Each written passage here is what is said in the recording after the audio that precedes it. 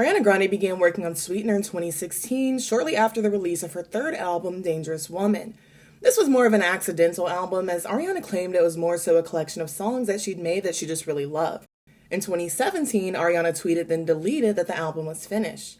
While working on the album, Ariana was still touring for Dangerous Woman and would work with producers and record in between. One of these producers was Pharrell, who signed on pretty early to work on the album. He was in appearance at One Love Manchester, a benefit concert to raise funds and honor the victims and their families of the Manchester Arena bombing. In the tragedy, 22 people were killed and over 1,000 were injured. Over £10 million were raised from the televised event, which featured performances from Miley Cyrus, Little Mix, Victoria Monet, and of course Ariana herself. After this tragedy took place, Ariana took some time to herself, went to therapy, and canceled the rest of the European leg of the Dangerous Woman tour. The tour officially ended in September of that year, grossing nearly $85 million adjusted for inflation. It's been said that the Manchester bombing and Ariana's time off during, both to grieve and recover, it influenced her to want to change some of her album. A lot of it is more R&B inspired, which is a contrast to the more pop-leaning hits that Ariana had become known for. I played the game, you know what I mean? I've made the pop bangers for a while, and like I've done that, and I wanted to do something different, something that felt a little bit more like home, a little bit more like what's in here, you know, what's in like me as a person.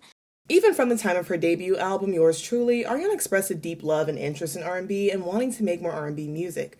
All three of her prior albums do contain R&B influenced tracks, so it's no surprise she leapt at the chance to lean further into this with Sweetener.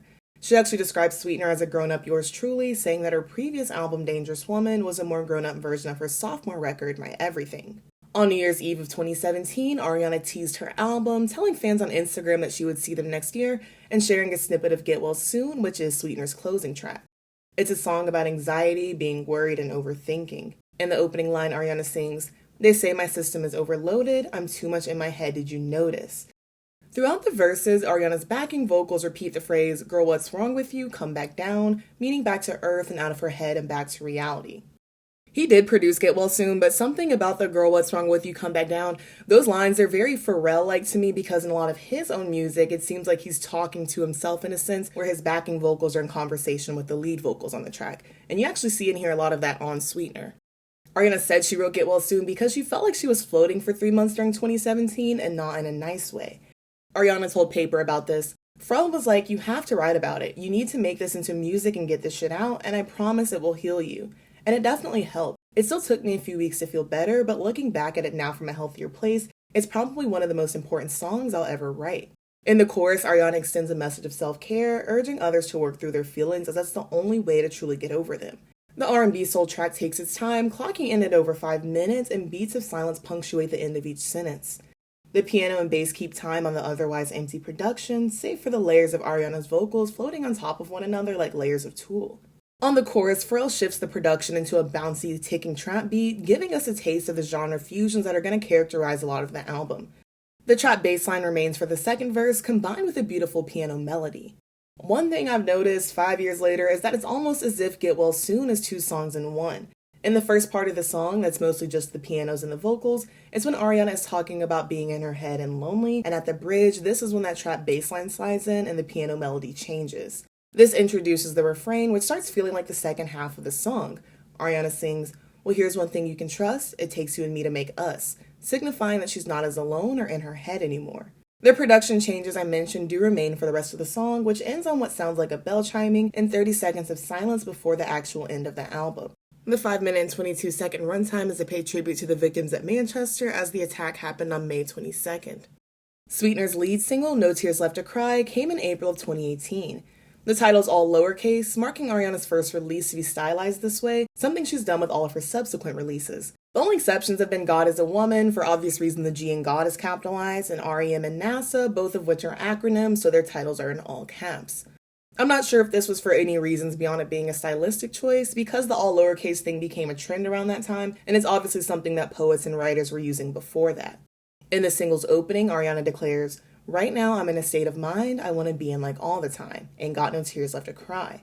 Leading the album with such a single signified this would be Ariana's attempt, at least musically, to heal from the tragedy the last year had brought her, and while still holding space for that, attempting to look forward. After the intro, the single quickly breaks into a more up-tempo pop beat produced by Ariana's longtime collaborators, Max Martin and Ilya. She actually started the song with Pharrell, but later invited them to help produce. Ariana said she told Max that his production had to match the off-kilter, unexpected weirdness that makes up a lot of Pharrell's production. She also wanted the production to make it clear as day that the Dangerous Woman era had ended. No Tears Left to Cry is heavily influenced by UK garage, which I guess we can say is ahead of its time a little bit, looking at how that's a current musical trend now. Throughout, Ariana sings about still coming out in the rain, aka smiling and persisting through your tears. The rain and umbrella imagery is actually used for one of the sets within the music video. And having no tears left to cry means you've cried them all and have hopefully spent the appropriate time processing your feelings. Towards the end of the single, Ariana's backing vocals come through sort of like a chorus, or the chorus of angel sound effects that you hear on TV when a character, for example, just wakes up refreshed on a sunny day. Ariana actually made a surprise appearance at Coachella in 2018 to perform No Tears Left to Cry. It was perfect timing, as the single came out the Friday of the second week. Ariana performed the song during Kygo's set and had fans so excited they began calling the appearance R.E.Chella, and she would go on to headline the festival the following year. The cover art for No Tears Left to Cry shows a side of Ariana's face with a prism or rainbow on the side of it. Rainbows come after rain, symbolizing the healing on the other side of grief or the light at the end of the tunnel. She also debuted silver blonde hair, something she hadn't done since the short-lived Focus era, also signifying a change.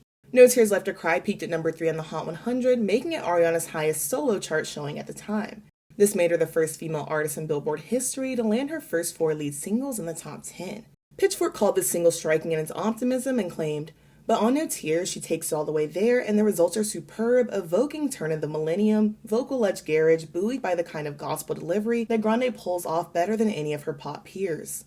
Looking through pop heads, the release definitely made a lot of noise, but reviews were sort of mixed. Even most fans who may not have enjoyed No Tears Left to Cry lyrically, they did admit to enjoying Ariana's vocals or the production. Regarding the production, I saw a couple say that it either made the song catchier for them or it made the song harder to consume.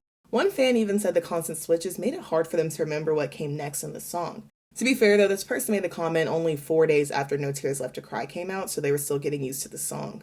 Shortly after the release of No Tears Left to Cry, Ariana revealed the album's title, Sweetener, during her appearance on Jimmy Fallon. She said about the title, "It's kind of about bringing light to a situation or to someone's life or somebody else who brings light to your life or sweetening the situation."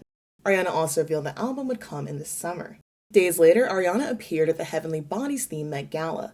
She wore a Vera Wang dress and on it was printed the ceiling of the Sistine Chapel as painted by Michelangelo. Look, indeed. Look at them nails, too. Thank you. Vera Wang is my day for the evening. This is the Sistine Chapel ceiling/back wall. It's the Last Judgment scene, and it's where Christ decides who goes to heaven and who goes to hell. Aside from it being on theme, I think this look harkens back to the Heaven's Party Night vocals in No Tears Left to Cry and sort of foreshadowed Sweetener's second single, God is a Woman. And I do believe that by this point, Ariana had already teased that was going to be Sweetener's second single. At the end of May, Ariana Grande went public with her relationship with SNL's Pete Davidson, to whom she would get engaged later in June after just a few weeks of dating. Ahead of releasing the pre-order link for her album, Ariana began teasing Sweetener's cover. Parts of the cover were posted to Instagram piece by piece, creating a grid. The post revealed the cover was an upside-down picture of Ariana with the same silver blonde hair. The album cover is in shades of nudes with the title in black text towards the bottom. This is actually Ariana's first album cover to not be shot in black and white. The first one she used, by the way. Ariana explained why the image was upside down, saying, "I showed Aaron a photo and he was sitting opposite of me and he said, 'I even love it upside down,' and that was kind of it for me. At the time, I'd been feeling very upside down for a while, and the simplicity of that was like, oh duh, wow, my bestie a genius. Everything clicked after that." The No Tears Left to Cry video also has several upside down shots referring to the same feeling of disorientation and working through it and setting things right side up.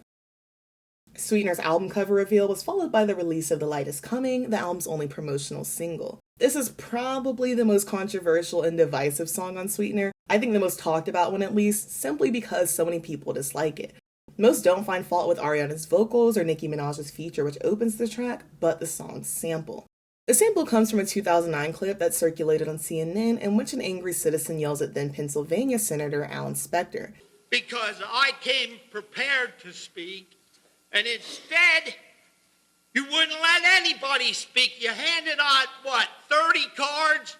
The sample loops throughout the entire song and seems especially to contrast with the lines in the refrain, "How can they tell you shit that you've been through? They are so confused, who cares about the rationale?"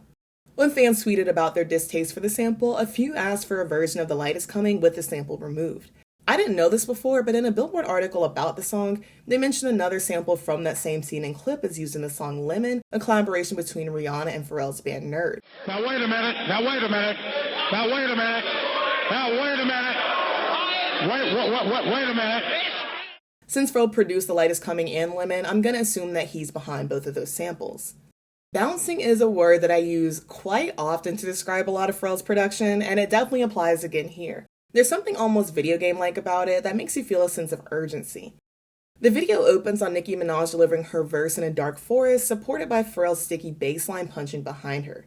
As her verse ends, Ariana traipses behind Nicki with an orb of light, and the camera shifts focus to her. It almost feels like a found footage Blair Witch-style film, with Ariana obscured by red lights at points and others being bathed in off-screen moonlight. Sweetener's second single, God Is a Woman, followed just a few weeks later. I actually forget quite often that this wasn't Sweetener's lead single just because of how big it was, or at least just how big it felt like.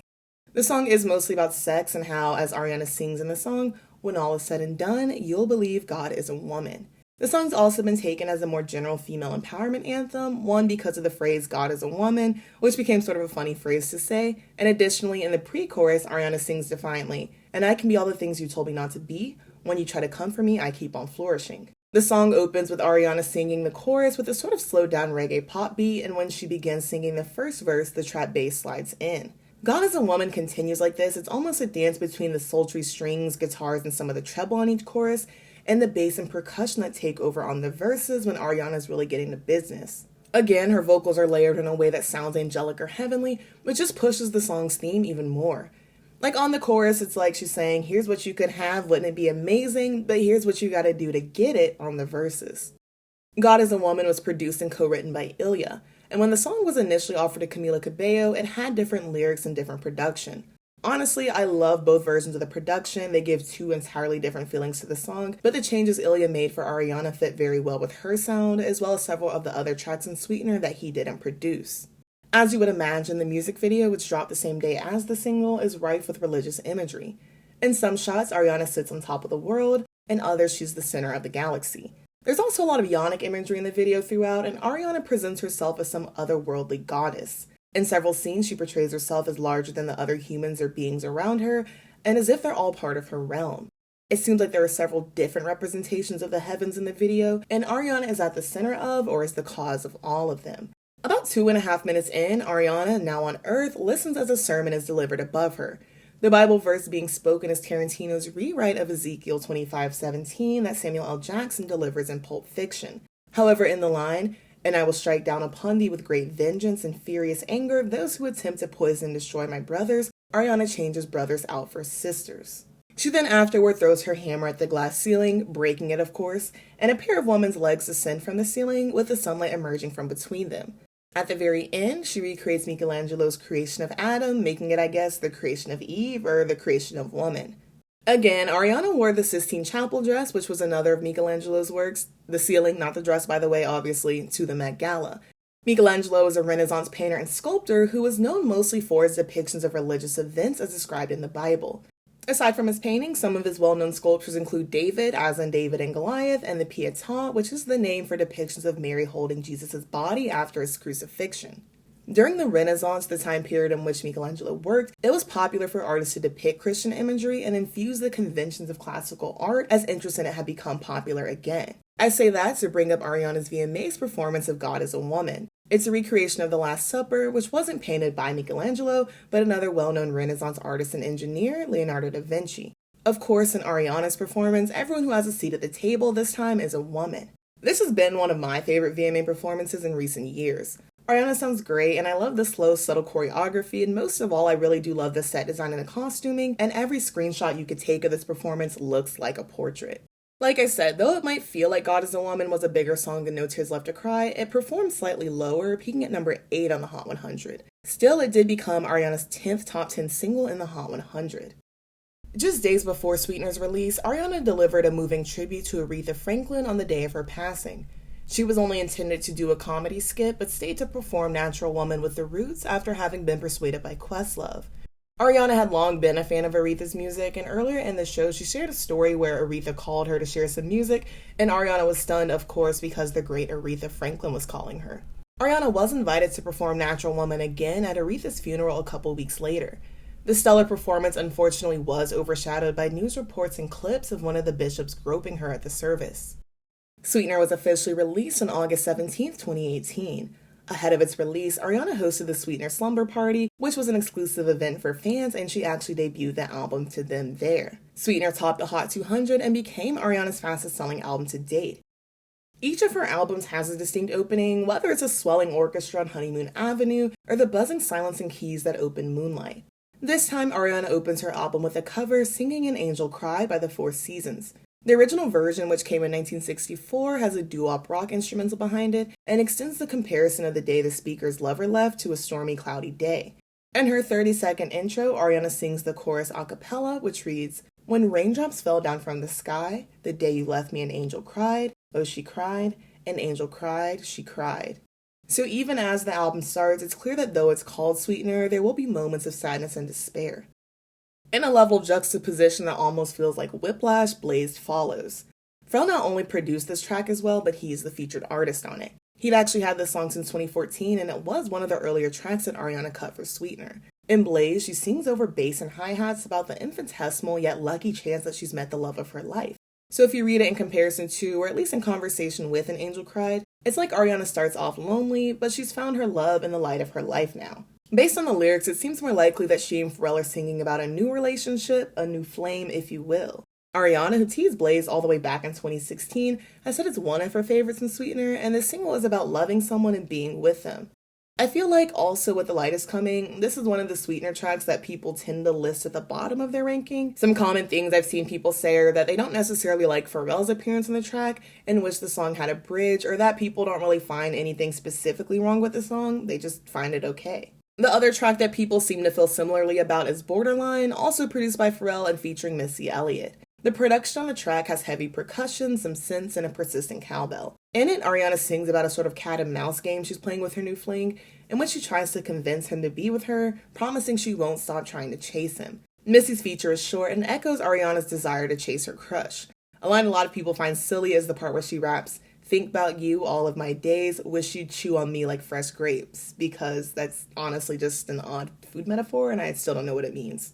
Personally, I don't hate Borderline, but to me there has less of a distinct vibe to it than some of the other songs on Sweetener. A concrete criticism that I did see is that some said that they didn't think the production fit Ariana's voice well, and I do feel like at some parts she's singing against it or over it, and not necessarily with it. But even though I cannot say that Blaze or Borderline are my favorite Sweetener tracks, I am definitely in the camp of people that enjoyed Ariana's collaborations with Pharrell on Sweetener. He is a big reason that this album took on a more R&B and hip-hop direction, as he produced 7 of the album's 15 tracks.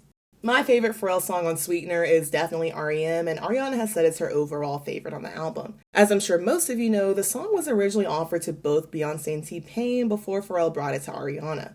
I'm not sure if the demo was initially called Wake Up in General, but that was the name of Beyonce's demo. My favorite version is Ariana's, as I think it fits her the best and it almost fits too well on Sweetener. Ariana's lighter, flirtier tone also sounds better with the music to me, and it fits that daydreamy head over heels tone of the song the best. And several times in R.E.M, Ariana compares the person she loves to a dream she never wants to wake up from. I love her backing vocals at the end of each chorus, and the way she sings Wake Up is how you would if you were actually trying to gently rouse someone. There's just something very pastel, head in the clouds about R.E.M, so it fits among other songs like Pete Davidson or Goodnight and Go and Sweetener, the title track. And speaking of, in Sweetener, Ariana sings about now that she has love in her life, it feels sweeter. And sometimes, other than the pre-chorus, I forget the song has verses because the actual chorus is more or less repetition. The hit it, and flip it parts remind me of like bop it, twist it, whenever I hear this song. And to go off on a sort of tangent that I do think in a way is connected to this song, a lot of people remember the Sweetener era for the introduction of Ariana's Yeah. I'm not sure if she's ever concretely stated why she started doing it, but I did see people asking the question on like Quora and Reddit and not seeing anyone respond with a quote Ariana gave, so maybe not. But in Sweetener, you can hear Pharrell, who raps obviously and makes hip-hop music and works with a lot of rappers. You can hear him ad-libbing throughout.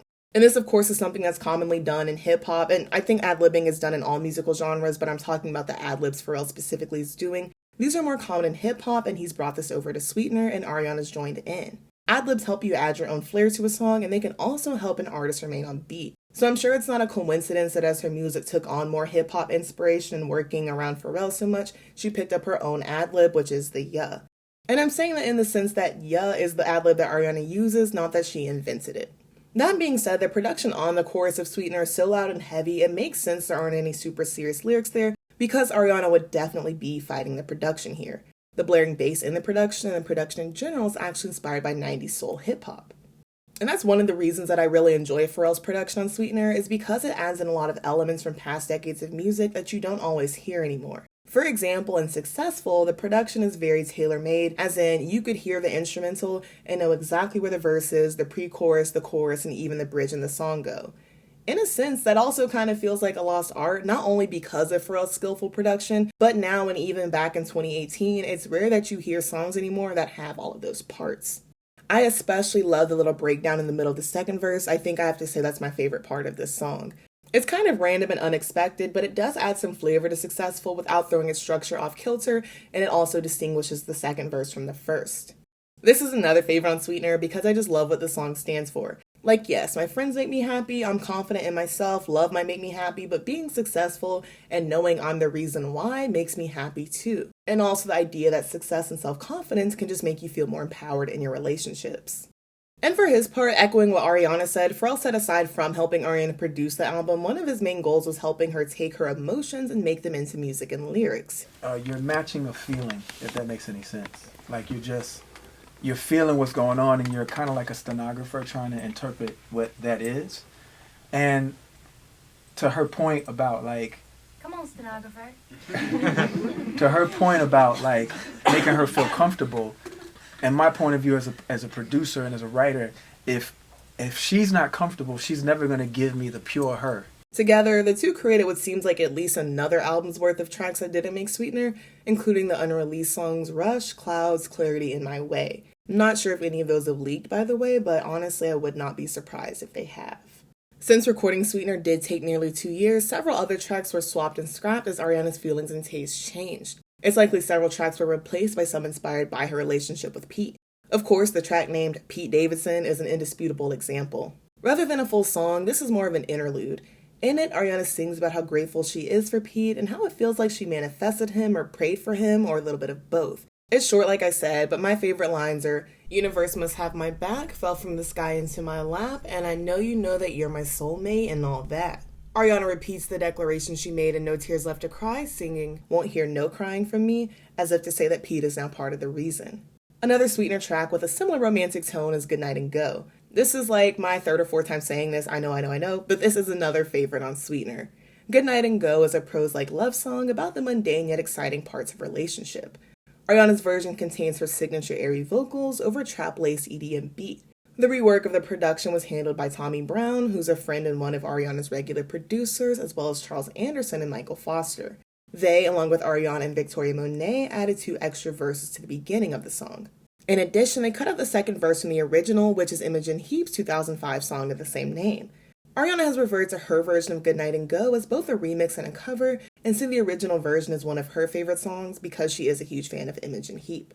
Sweetener was met with acclaim, with critics noting that it was not only strong musically, but it struck a perfect balance between being autobiographical, relatable, and enjoyable.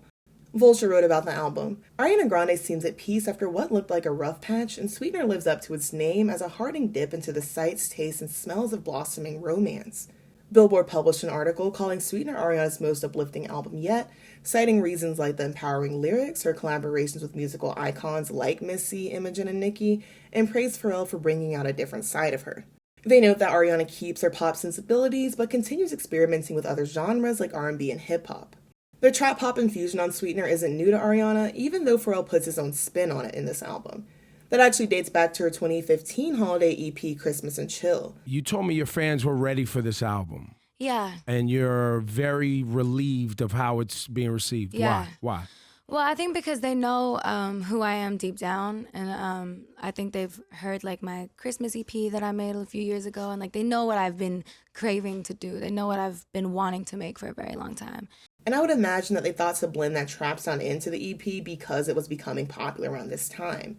Another example is Every Day from Dangerous Woman, which is a collaboration with trap artist Future. This poppier, more EDM example is produced by Max Martin and Ilya, and it definitely sounds like it. And in the later 2010s, not only was trap popular in hip-hop, which is its parent genre, but trap and hip-hop in general were so popular then that they essentially became pop.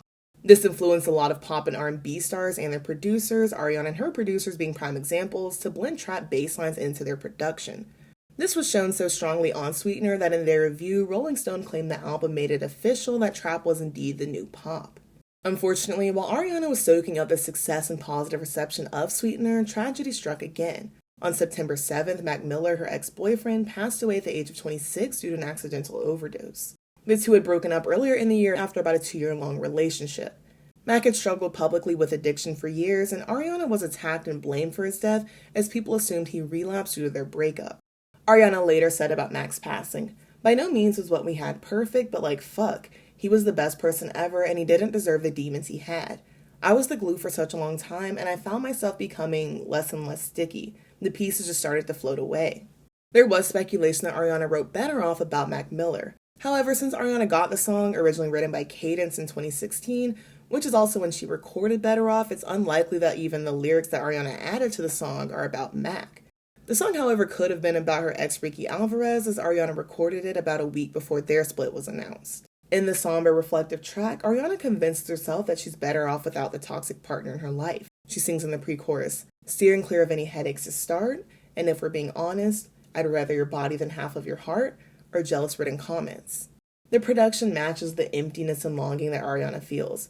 It sounds like resting your head against a rainy window, and the beats in the beginning almost sound like raindrops. Then on the verses, the production sounds like that sort of sad ballad you would hear in a 90s movie during that part in the rom-com where the main characters take some time apart. Except this time, the characters are not going to get back together at the end, and the strings at the end of the song especially make you feel like a chapter is closing. A little over a week after Mac passed, Breathe In, Sweetener's final single, was released. The song is about the PTSD that Ariana faced as a result of the terror attack at her show in Manchester. Throughout the song, Ariana describes her anxiety and encourages herself to push through it, singing, "Feel my blood running, swear the sky's falling, I know all that shit's fabricated, time goes by and I can't control my mind, don't know what else to try, but you tell me every time," and then she goes into the chorus, which says, "Just keep breathing." Technically, by the time the Breathe In video came out, Thank You Next era had started, as the single came out just a couple days earlier. Some definitely do count Sweetener and Thank You Next as more or less the same era, since the albums came out so closely together and they do cover a lot of the same experiences. However, by that time, Ariana's relationship with Pete Davidson and her engagement had ended, which she mentions in Thank You Next. I did notice, though, that in the Breathe In video, she's already got her Thank You Next hair and has moved on from the Sweetener blonde. In the opening of the Breathe In video, Ariana looks like she's in the clouds and even is one herself before they dissipate and the bar setting around her rematerializes. The world moves around her while she feels frozen in time, stuck between her mind and reality. At the end of the video, Ariana's finally free, swinging through the clouds. Because of the sunshine peeking through that wasn't there before, I'm thinking that maybe this is some sort of heaven, or at least a part of Ariana's mind where she wants to be, rather than that mental cloudiness and anxiety portrayed in the beginning. In Sweetener overall, it feels like there are so many references to clouds, the sky, heaven, and even religion, which all work together in so many ways. For example, clouds can reference your head in the clouds, daydreaming, and love. They can also mean confusion, depression, dark times ahead, and then at other times reference heaven. There are also several references to God and Christianity. At times, Ariana likens herself to a goddess or deity as a form of empowerment, as in God is a woman. In other songs, like Every Time, Ariana is a mere mortal questioning God's plan, singing, "You get high and call in the regular, I get weak and fall like a teenager. Why, oh why does God keep bringing me back to you?" And then, of course, in the opening we have An Angel Cried, Ariana being the angel in the song, and in several tracks she stacks her vocals in a way that is reminiscent of a choir.